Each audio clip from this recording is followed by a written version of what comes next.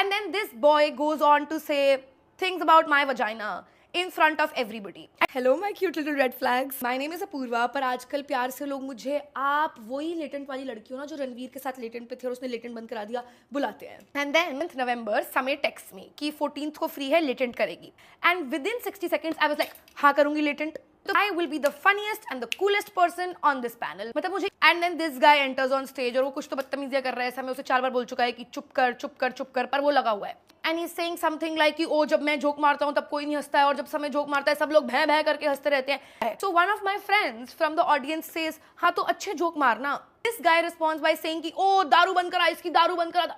And मेरी ये जो दोस्त थी उसको मैं अपनी अडॉप्टेड माँ मानती हूँ. ऐसे बात कर रहा है. So I tell him कि भाई मेरी दोस्त है तमीज से बात कर. Which was, I think, a fair thing to say.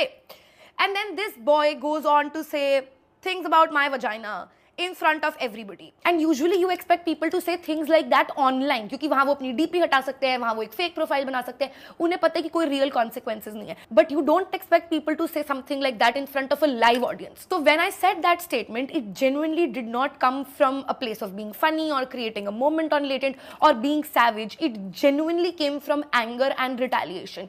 And my intention with that statement was not to hurt anybody except for maybe that guy's ego. But irrespective of my intention, I have hurt a lot of people. And that is honestly the last thing that I want to do. I genuinely create content to entertain people and to make them laugh. I never wanted to hurt anybody and I'm very, very sorry. I should have been more mindful of my words. But I have learned my lesson and I promise I will do better going forward.